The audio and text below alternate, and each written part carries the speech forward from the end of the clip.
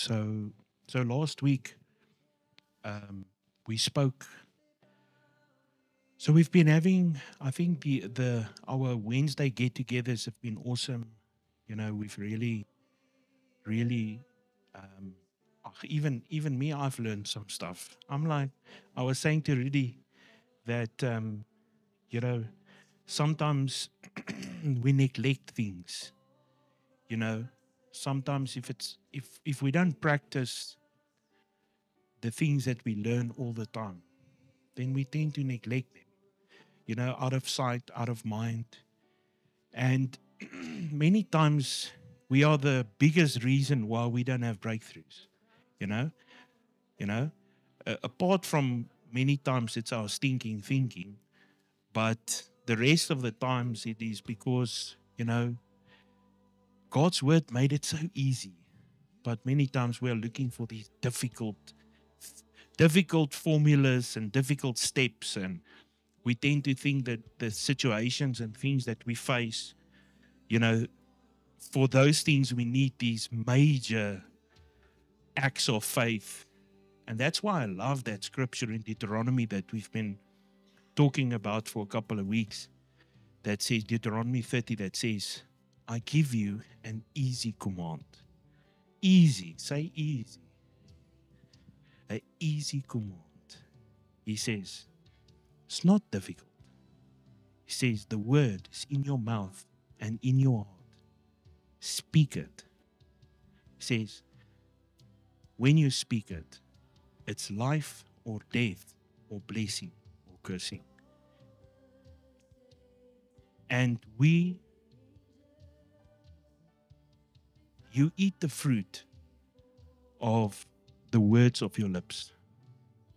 So what we speak is what happens. And that's why it's so important to speak the right stuff. Because by speaking the right stuff constantly and trying to teach yourself to speak the right stuff, you get into a habit whereby when you then eventually go to pray, you pray the right stuff. And you're not so much bombarded with the things of life. You're not so much bombarded with the issues of life, the things. Yeah, I mean, the word says that, he says, when your heart condemns you, know that God is greater. So if he says that, it means that your heart is somewhere going to condemn you. Okay? So the opposite is also always also true. It's the law of opposites. So that's why every week now we've been praying and we're saying it's important that the word declares that, he says, when you pray in the Spirit, your mind becomes unfruitful. Okay? And that's the key. It's so simple, yet so difficult. He says, when you pray in the Spirit, your mind becomes unfruitful. Then Paul goes further and he says, we pray in the Spirit, and then we pray with our understanding. We sing in the Spirit, we sing in the understanding. And the reason why you want your mind unfruitful is because the moment you go into your prayer closet and you pray and your mind becomes unfruitful, then you are connected. The moment there's peace, the moment things get quiet, that's when you're actually connected. Now, a lot of people don't know when they pray. They don't know when they're connected. And it's important to know when you're connected, because if I'm just talking here, then I'm not really talking to Patricia. But the moment we engage and we've got each other's attention, then we know we're talking to each other. Okay? Because I always listen to her. You know?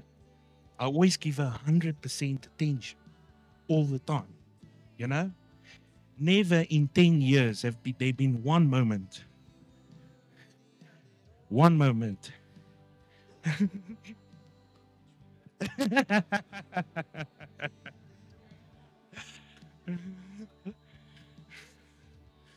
Yeah.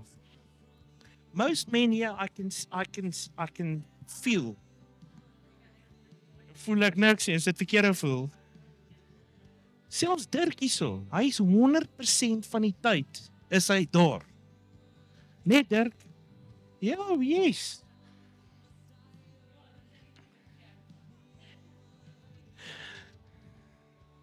Die Bybel sê, speak that which is not as if it is.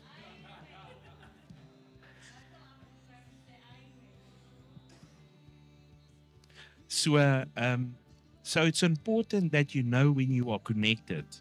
You know? It's very important to know when you are connected. Soos ek is nie nou regtig hier connected nie. Okay.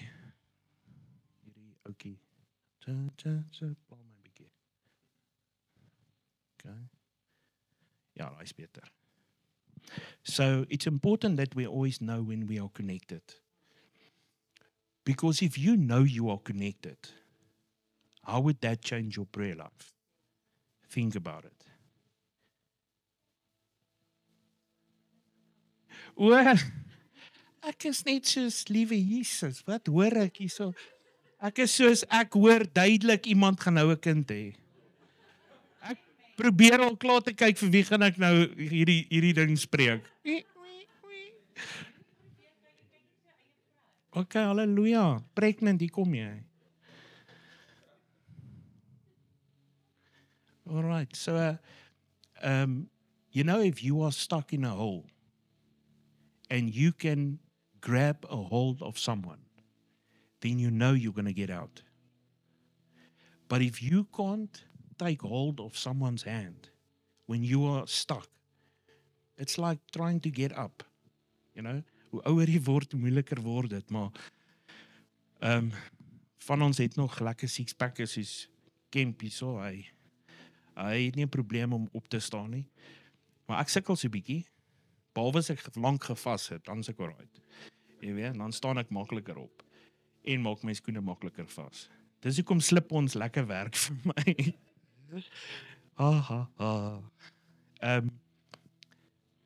But if you are stuck in a hole and you need to get out, you will only believe that you're going to be able to get out once you can grab hold of the whoever is trying to help you out. And many times in prayer, that's the problem. Because it feels many times when we go and pray like you're forever reaching, but no one is taking hold. Is that not true? Or am I the only one? Maybe miskien ontmoet julle iemand hierdie week wat sukkel met dit, dan kan julle help. But that's really what happens.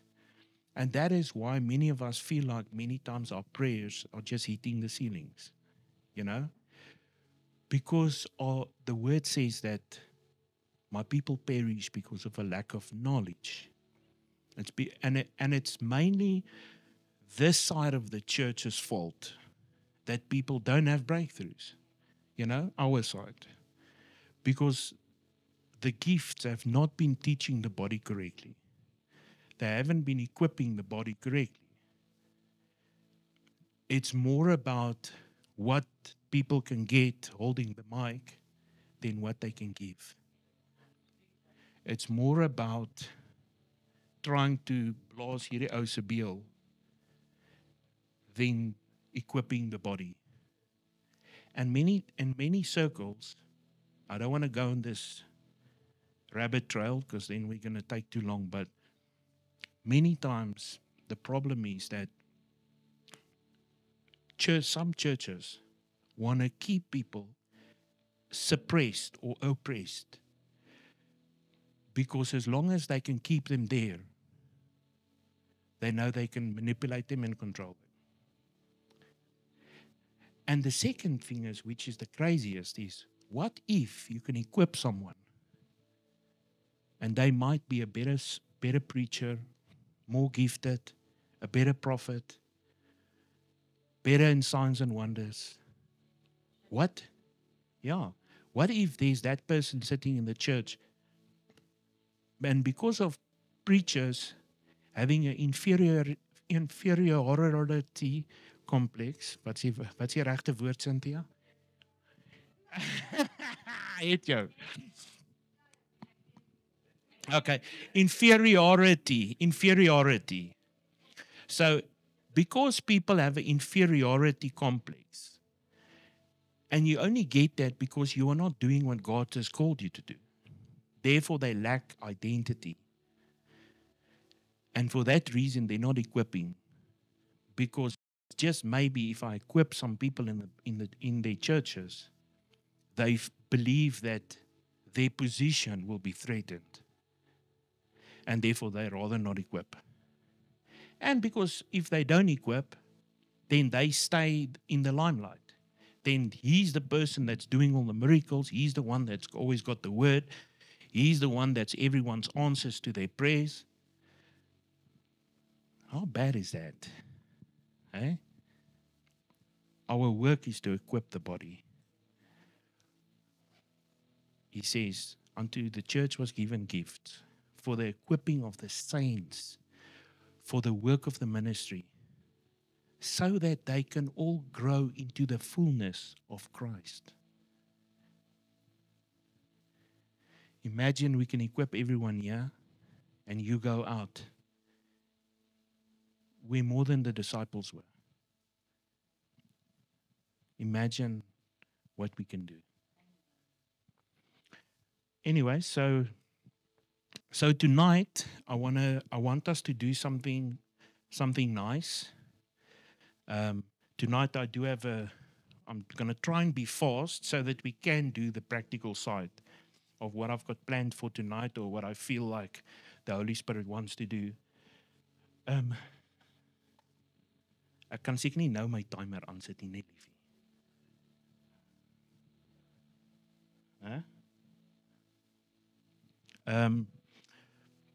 All right, so I'm going to jump into Job 22, verse 28 tonight.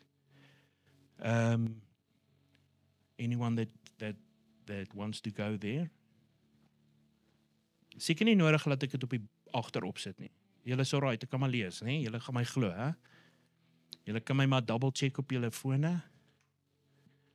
En die wat Bybel sê. Job 22 verse 28.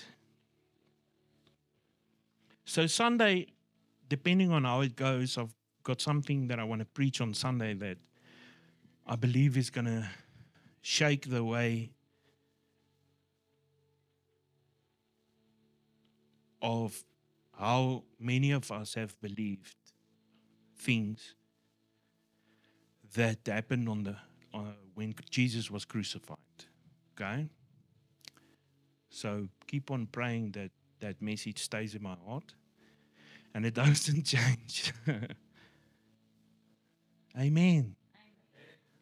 Okay, hallelujah. So Job 22 verse 28, he says, you will also decide and decree a thing, and it will be established for you. And the light of God's favor will shine upon your ways. All right? Very important. He says you will decide something and you will decree it. He says, and God's favor will be on it. So last week we said that we spoke about you must sometimes physically act out your prophecies and your prayers. And we used the a lot of examples of different prophets of the Old Testament that acted out their prophecies and their prayers. And sometimes you need to do that. Okay? And with that, I want to add to that today. I want to add the part where we need to get to a place where we start decreeing certain things. So decreeing is different from prayer. Okay? When we decree something, it is a authoritative thing that you speak into the Spirit. And the easiest example that I can use of authority is the following. So if a Padka bus is driving down the street, miskien nie 'n Padka bus nie, hy gaan nog steeds oor jou ry. A normal bus, all right? Let's say a normal bus, because I don't know, Padka bus doesn't stop for anything. But let's say, for instance, a normal bus is driving down the street, And I jump out and I jump in front of this bus and I say, stop. All right. Then I'm flat. Okay. Then you become a pancake. Okay. Nie almal gelyktydig lag nie. Alright. Wil julle eers 'n offering gee of iets laat julle 'n bietjie kan loskom? Ek weet nie wat kan julle losmaak nie. Mag ek dit sê? Ek weet altyd of ek in die moeilikheid is. Ek kyk net so links. Moet ek 'n paar grappies vertel? So sê my grappies is gevaarlik. Dis mos nie Sondag nie, ons kom ons maar 'n bietjie ander.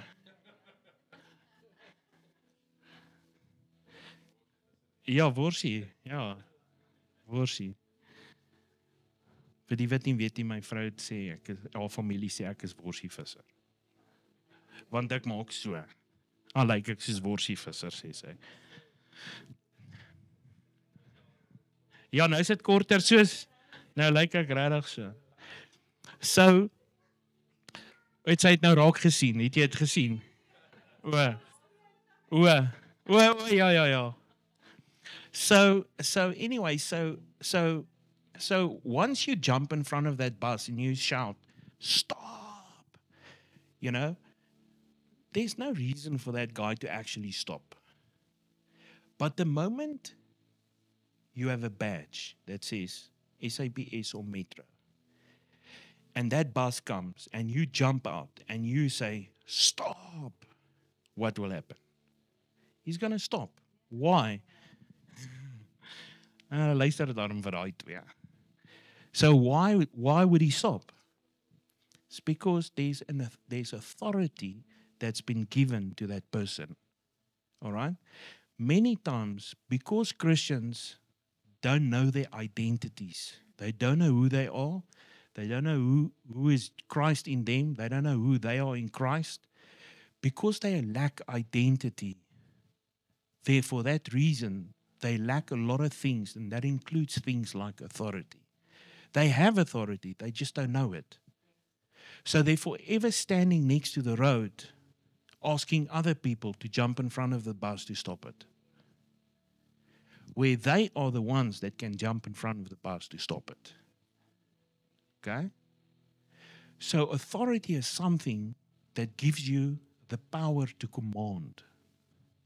And when you use authority, like in a decree, in the Spirit, it means that you are saying something that must come to pass. Okay? That's the difference. Okay? So, Matthew 16, verse 19. Okay? Matthew 16, verse 19.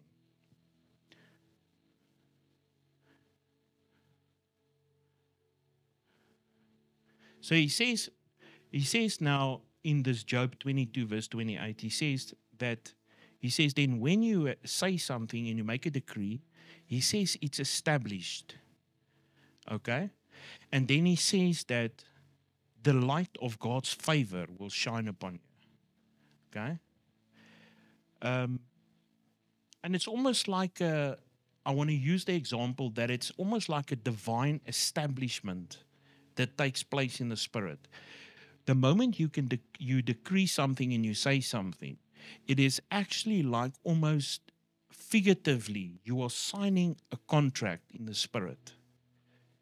And that contract binds you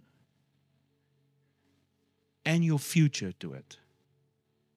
And then it must come to pass. If it was a real decree. Okay? So Matthew 16 verse 19 says, he says, everyone knows this, very famous. He says, Matthew 16:9, he says, I will give you the keys.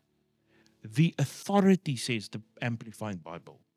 So he's not just giving you keys, he's giving you keys of authority. That's what the Amplified says. It's important. Because if you just have keys, wat sluit die honde ook oop. You know? But maybe an authority, if I take a bunch of keys that we have, like that we had last week, if I take those keys, then when you look at those keys, the keys that you will actually place a value on when you look at them is not the normal keys. It is the safe keys. Why? Because usually in the safe, there's valuable items. Okay? So if you had to choose where's maybe R1 million hidden, you're going to choose the safe keys first. So he says here, I will give you the keys of the kingdom. But he says the authoritative keys of the kingdom. It changes the whole thing. He says, of heaven. And whatever you bind on earth will have been bound in heaven. Okay? So many times when we read that scripture, we are thinking that when we bind something, that now it is going to now, because you are binding it, it will be now being bound in heaven. Think about it. Because like I said Sunday, for everyone that was here, Christians live a postpone mentality. They live a Jesus still has to do mindset. But the word says that his promise has been fulfilled. It's already done. Okay? So it's done. So there's nothing that Jesus still needs to do for us. He already did everything.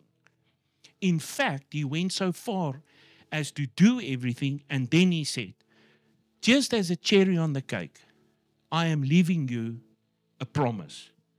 And that promise was the outpouring of the Holy Spirit. Okay? So when he says here, I give you the keys of the kingdom, whatever you bind on earth will have been bound in heaven, meaning that it's already bound in heaven.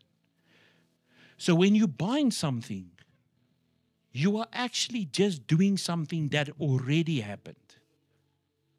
The problem is many times when we want to bind stuff, you're binding it with a mentality that it needs to still get done. Whereby the scripture says it's already done. And the Amplified, I love the Amplified. The Amplified says, when you bind, he says, forbid, declare to be improper or unlawful. So there are unlawful things that happen in our lives when the enemy comes to steal, kill, and destroy. And when you bind that thing, it is like unlawful is like a law, like if you go to court and you did something wrong, then the judge will speak out a judgment over you because the law says that thing that you did was not allowed. So these kingdoms of these keys of the kingdom that's been given to us, that's got authority, that gives you the ability to bind certain things, is connected to a legal system in heaven. And that legal system says that what maybe is taking place in your life, or that thing that you want to speak against, is unlawful. And therefore, when you speak it out against it, then heaven must invade. Heaven must invade your words. And that thing must come to pass. So if there's sickness and you bind the sickness, the reason why many times people bind sickness and nothing happens is because they think when they are binding it, God still needs to do it. When you bind a situation, when you bind sickness, disease, death, lack, if you bind it and you are still thinking, okay, I spoke this thing now into fruition, okay? Ons het mos 'n Engelse broer hier so naby. Is dit 'n all right? Yeah, fruition, okay? So fruition is something that is totally fulfilled and accomplished. Okay, that's what the word means in the original Hebrew. Okay?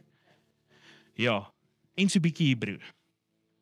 So when you bind that thing, then if, like I said, if even if it's lack, the problem is that we are speaking stuff over our mouths that's not actually the truth, and that we don't actually believe because we were taught wrong.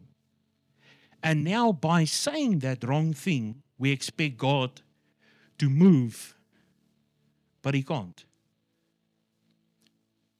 So we have to learn and understand that when you speak and you bind something and you use these kingdom keys of authority that's been given to us, at that very moment, you are actually doing something that already took place 2,000 years ago. And you are actually just manifesting what was done 2,000 years ago. Okay? So he says, and whatever you loose, you permit, you declare lawful on earth, will have already been loosed in heaven. So think about that. So if you can, with that mindset, the easiest example for it is having money in the bank. Okay? If I go to the shop and I see that thing that I want, if I say, yes, I want it, but I don't know that I have the money in the bank, then I'm going to negotiate with that thing that I want to buy. And that thing is probably going to say to me, you don't have enough. How many times have you gone to the shop and you want something, and then that thing is telling you, nee, jy het nie genoeg, broer of suster. Okay? Maar jy het altyd genoeg, ja. Hallelujah. Okay? Because we end up asking things for permission in life instead of trusting God that it's done. Okay?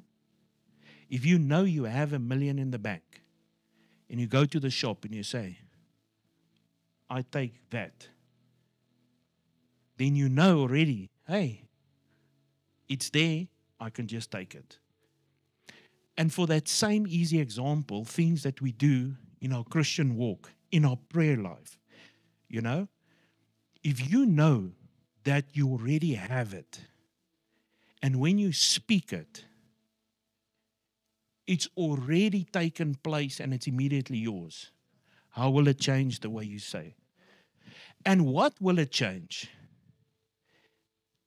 And how big will it change what you ask? Because sometimes what we ask in our prayer life is also dependent on what we think God will do for us. Not the price that was paid. We base our prayer life and that which we are trusting Him for, we base that on our own limitations. Sometimes our own wallet, our own bank account. Sometimes our own lack of gifts. Because half of the time we do not believe that God, we believe in God, we don't always believe that He actually believes in us. That's the greatest trick of the enemy. It's not to tell you that not to believe. He doesn't care. The Bible says even the demons and devils believe in God. All right?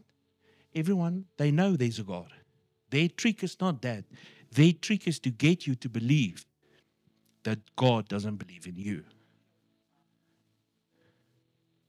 When you walk and you take the boldness to go and pray for someone, what makes you to follow through and what makes you to back off?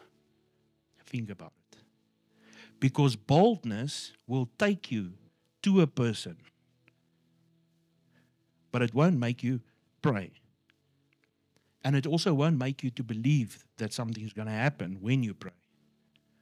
Confidence is the thing that what we need after we use boldness. Because boldness will make you, sorry, Buddha, boldness will make you take the step. But confidence that God wants to use you and God will use you and something will happen when you pray for someone. That is what brings the miracle. So jy's veronderstel om nie daar te wees nie. Okay? So eintlik is jy veronderstel om jou eie besigheid te hê. Okay? So die manier hoe ek dit sien is ek sien jou na mense se huise toe gaan en na groot corporate companies toe gaan. En ek sien jou soos goed adviseer vir dinge wat hulle moet doen. Maar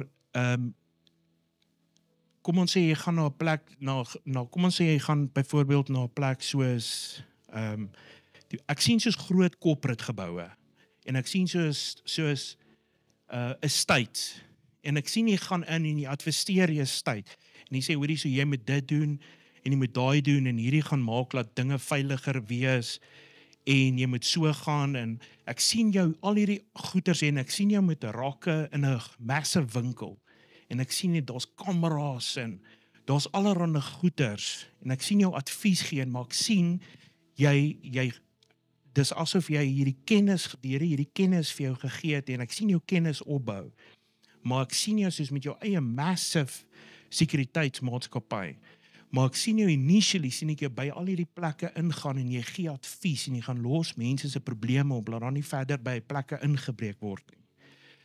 Maar ek sien ook hoe begin die mense jou bel en hulle sê luister hierso ek het hierdie jagplaas en ek het hierdie probleem met mense wat hier inbreek. Mense wat hier kom poach en ek wil hê jy moet ons sekuriteitsprobleem kom oplos en jy sit vir hulle soos heininge om en ek sien dit so op 'n jagplase en ek sien hoe sit jy vir hulle kameras op wat kan ver sien in goeders. En in dit sien ek hoe begin die Here jou oplig, nê? Nee?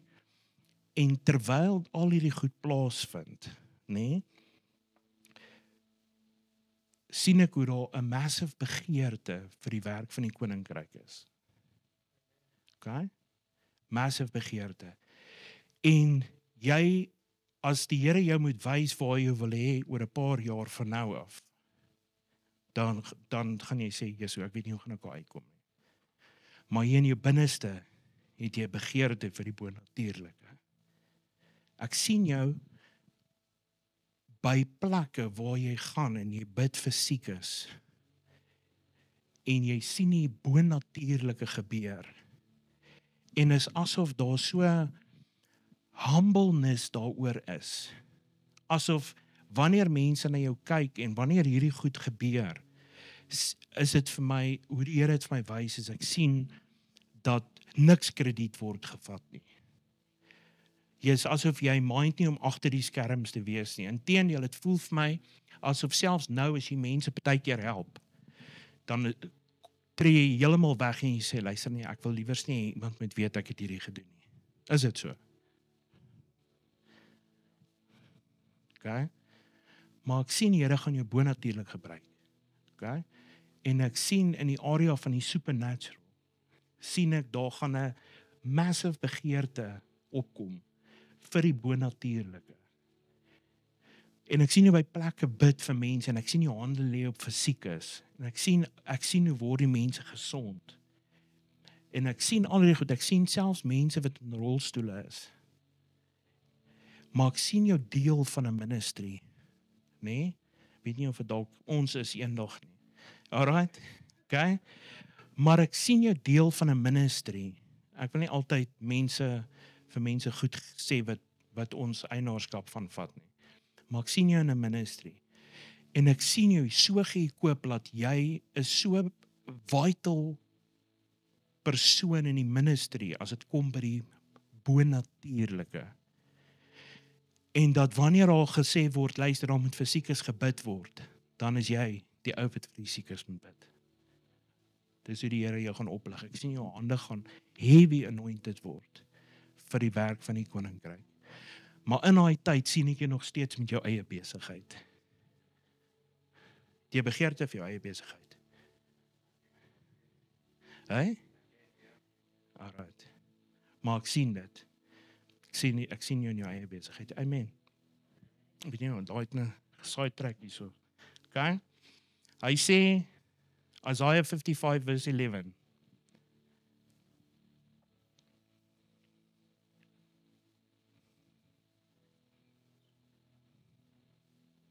Hy sê, so will my word be, which goes out of my mouth. It will not return void to me. It will not be useless. It will not be without result. It will not be without accomplishing what I desire, and without succeeding in the matter for which I sent it. Okay?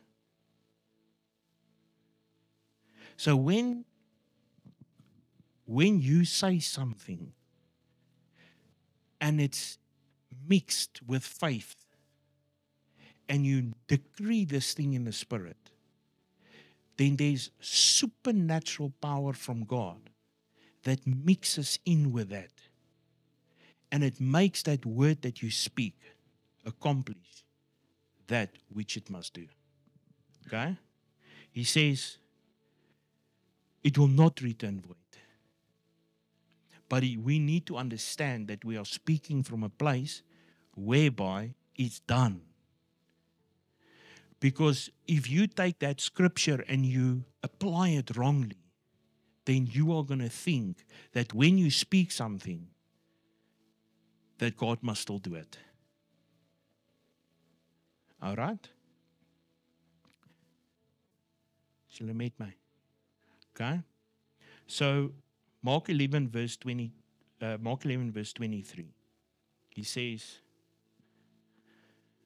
I assure you, and most solemnly I say to you, whosoever says to the mountain, be lifted up and thrown into the sea, and does not doubt in his heart, in God's unlimited power, but believes that what he says is going to take place, it will be done for him in accordance with God's will. Okay? So there's a few things that stand out in that scripture. We have spoken about this scripture before, okay? Where he says, I solemnly say to you, whoever says to the mountain. So that says, we explained previous times, that is the original word, Lego. Okay, that says, the original Hebrew word for that is Lego, like children's Legos, okay? And that word says, if you say and keep on saying, okay? It changes the scripture a bit. Okay? So whoever says and keeps on saying to the mountain, be lifted up and thrown into the sea, and do not doubt in his heart, in God's unlimited power. So when he says do not doubt, he means that you should not look at your own situation. That's what doubt is. All right? Remember when Jesus called Peter out on the water. Okay? So Jesus said, Peter, come. He said, Lord, if it's you, tell me to come. Okay? So, right? So now we do that also. Here as jy regtig daar is. Jy weet? Maar anyway, so now Peter says, all right, I'm coming. Now he steps out of the boat. And the Bible says that he started to doubt. All right? And he says, because he started to doubt, you can go check it up. He started to sink. Okay, ek weet nie van julle nie, maar as ek my voet op water sit, is ek weg. Alright? Daar's nie starting to sink vir my nie. Alright, ek is soos katoen. Alright? So imagine that picture. He was going...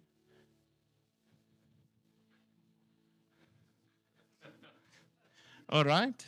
He started to sink. And Jesus said to him, hey, Peter, you need a checkup from your neck up. Nee, dis nie wat hy gesê het nie. But it is what he kind of said. Okay? He said, why do you doubt? Because his eyes started to look at the waves. So he was looking at the situation. instead of keeping his eyes fixed and focused on the prize, like Paul said, that is set before us. Run your race with diligence, your race. And if he kept his eyes fixed and focused on Jesus, he wouldn't have started to sink. But what that scripture tells you is that the situation made him to start to doubt. So doubt is something that grows.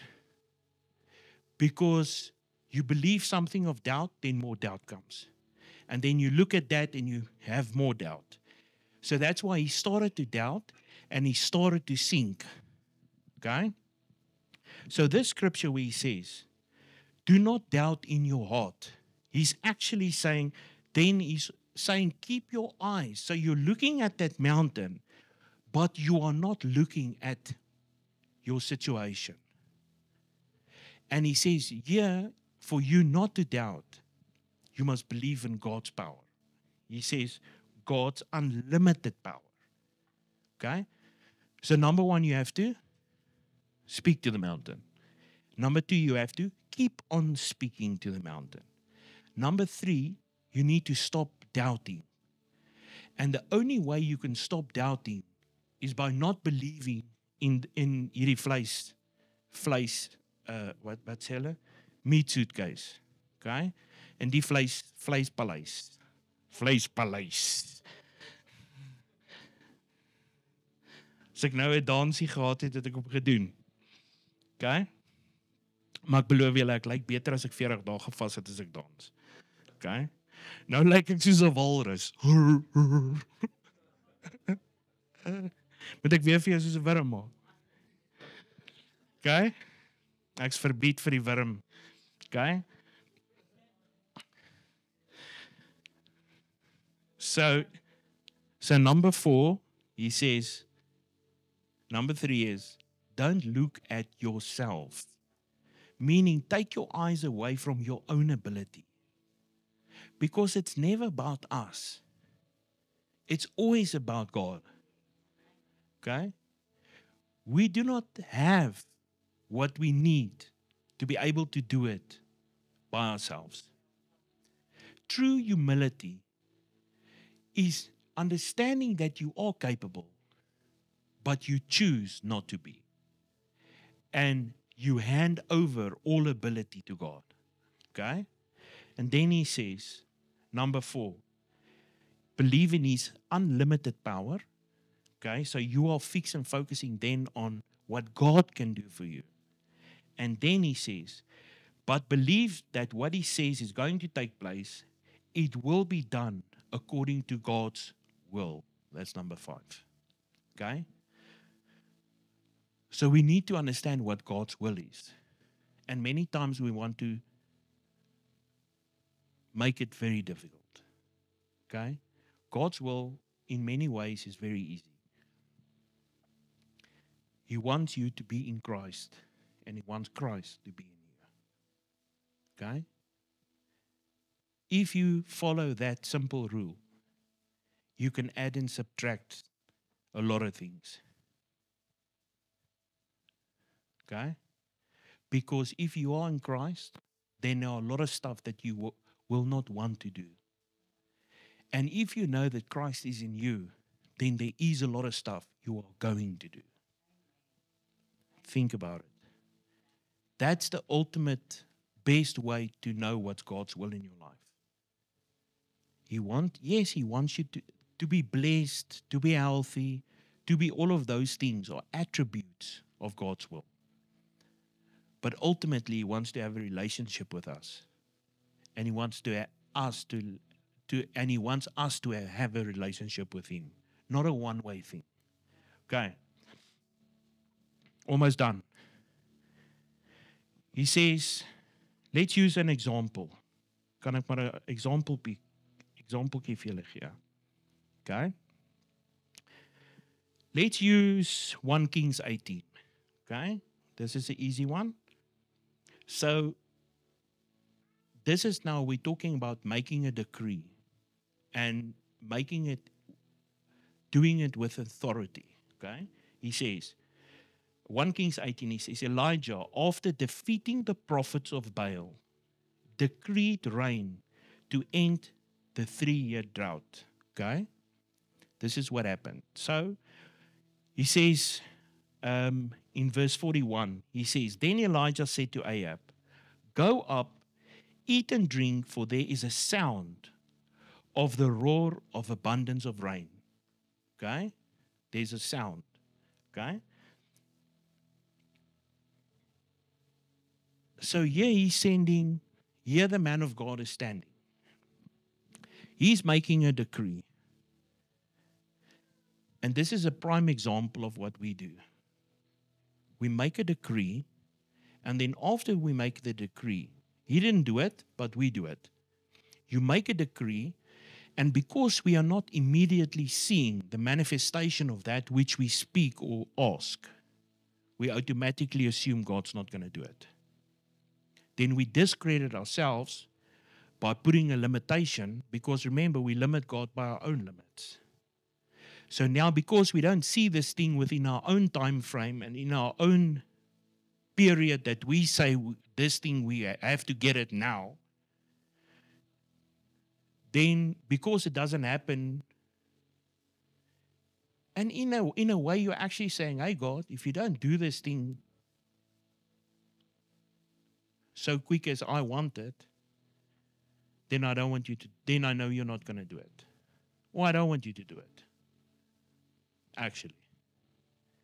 So here the man of God is saying, he sends his servant out, servant goes have a look, says, I hear the sound of clouds. And then the servant goes, daar's niks. He comes back, says to him, sorry broer, daar's niks. Okay? Oom Elijah, daar's geen wolke nie. Sorry. Then he says to him, go check again. Then he goes, he checks. There's nothing. He comes back. Hey, oom Elijah, ek's terug. Daar's niks. Bank is nog leeg. My kniepyn nog. Daai papiere is nog nie geteken nie. Die Here gebruik my nog nie. Whatever you want to put in your in the brackets. Then he says, no, I hear the sound of abundant rain. He says to him, go check again. So once he spoke this thing, he was already absolutely convinced that what he said has already taken place, because he didn't say, go check if. He said, I can hear the abundance of rain. Hy says, ek hoor niks. Ja. And then in verse 4, and then he says in verse 6 to 7, he says, when the containers were all full, oh nee, dis nie hy nie, sorry. Ek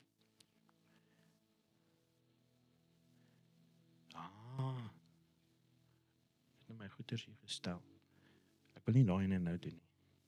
Hy sê in verse 44, hy sê, and at the 7th time, the servant said, a cloud as small as a man's hand is coming up from the sea. Okay? And in a little while, the sky grew dark with clouds and wind, and there was great rain. Okay? 7de keer. How many times have you given God a chance? I always say when we have sick people that come for miracles, for healing, you know how often people have been to the doctor 7, 8, 9, 10 times. But they give God one chance.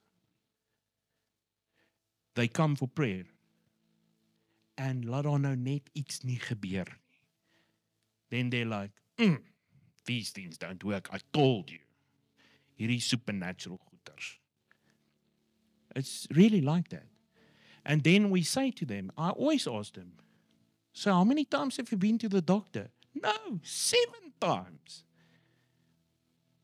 yet we want to give God one chance. Even Jesus sometimes prayed twice. The blind man, he prayed twice. But if something happens the first time it doesn't happen, then we say, no, God doesn't want to do it.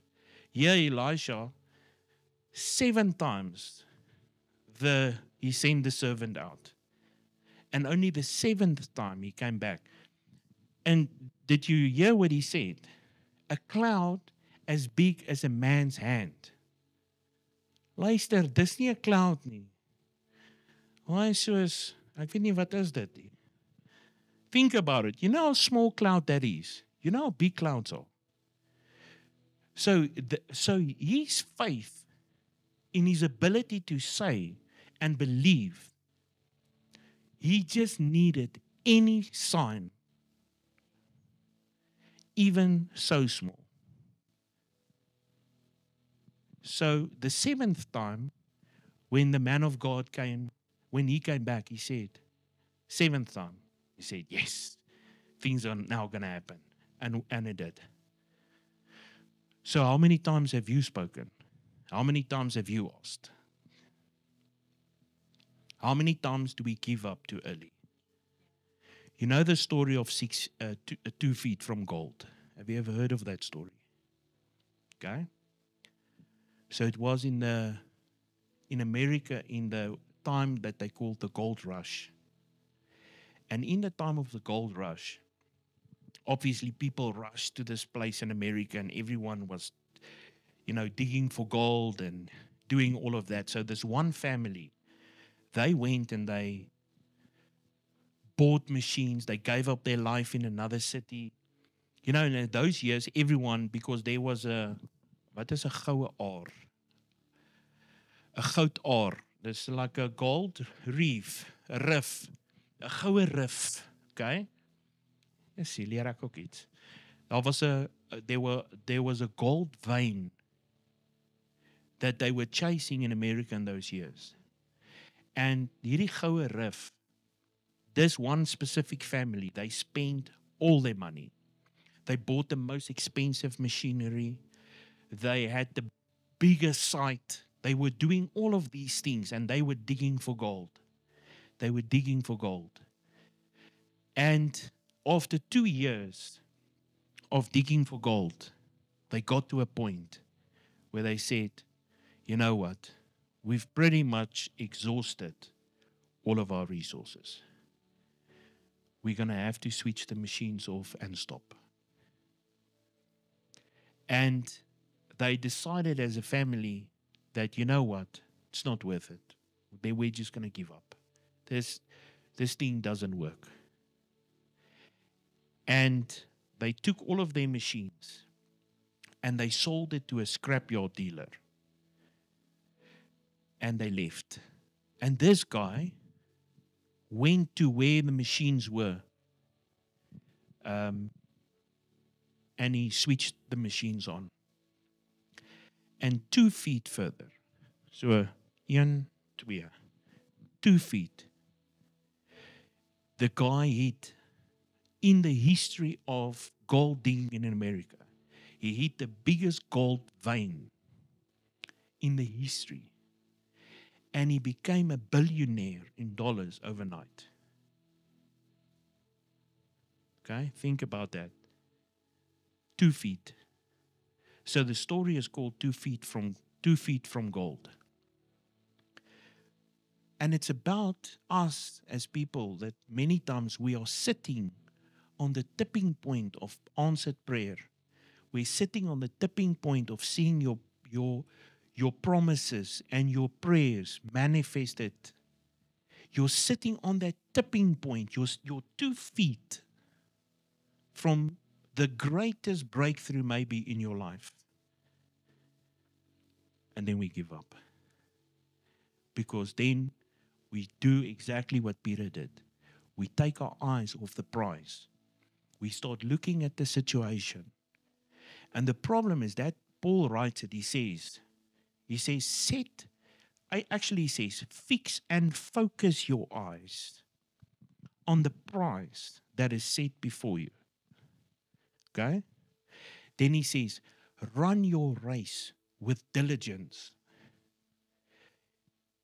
The thing is, if you set your eyes on the prize, then you will not look around. Did you know a 100-meter athlete, you know, the world's best 100-meter athletes? Did you know that if they look even for a microsecond to the left or to the right, they lose the race? A microsecond, they say a blink of an eye. You can go check me up. AI, Google, okay? ChatGPT, okay? They say that those guys have to have such tunnel vision. They must so look for. Het jy nog nooit gesien hoe hardloop hy ouens nie? It lyk weird. As ek hardloop, sê ek so. Okay? All right?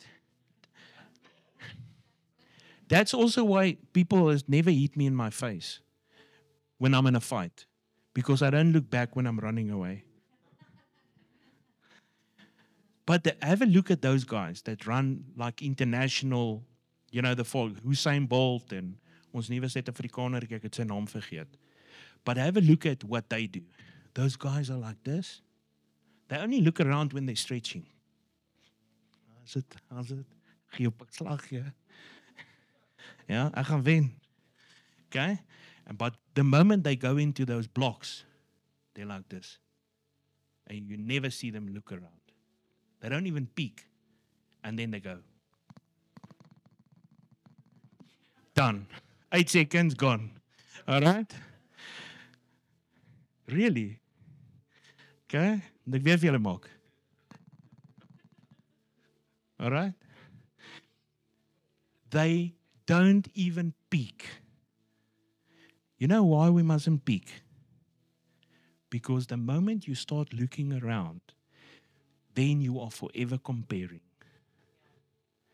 When you take your eyes off the prize that is set before you, and he says, run your own race with diligence. Our problem as Christians is we compare. And the moment you start comparing, you will be forever comparing. Yes, ek sê my tasem van daai hardloop, hoor.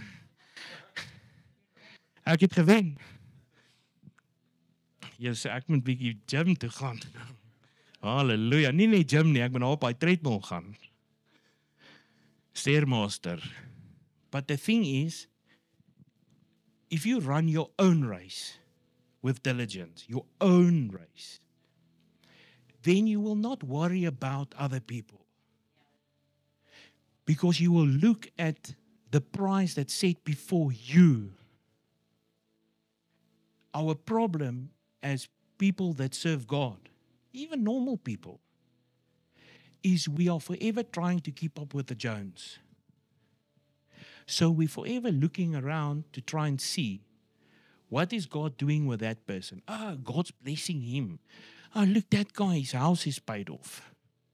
Look, he's, you know? And then we look at that, and we look at our own life, and then we compare. What God is doing for other people doesn't necessarily mean he wants to do it. That's what he doesn't want to do for you. Amen? All right.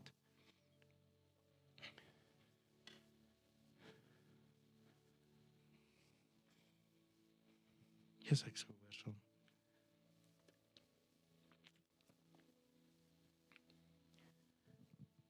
All right. So what I want us to do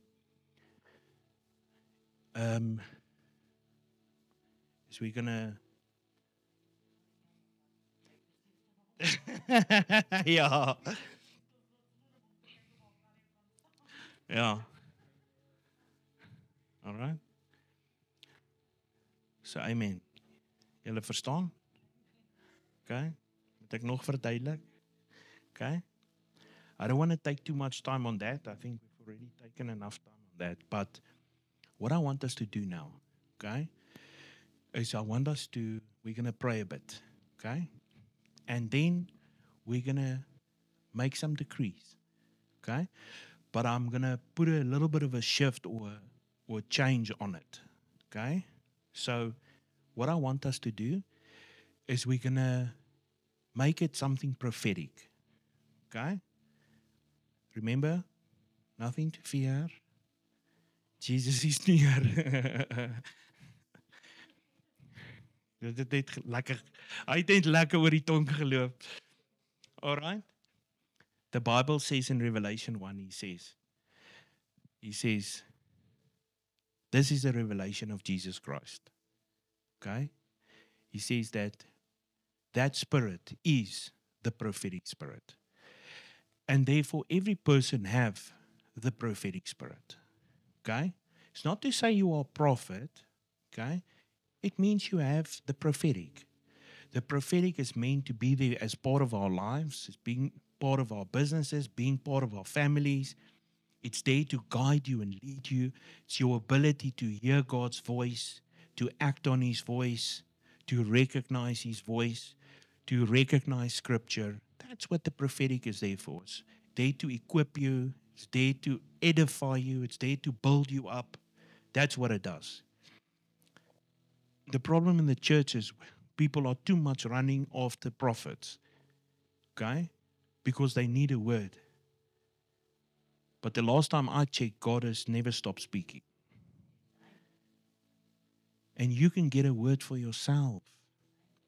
You know, as soon as you start trusting yourself and that God wants to speak to you as a person, and you learn to recognize His voice, you will stop depending on people to get you a word. And most likely, 99.9%, you will more likely start to walk into the things that God has done.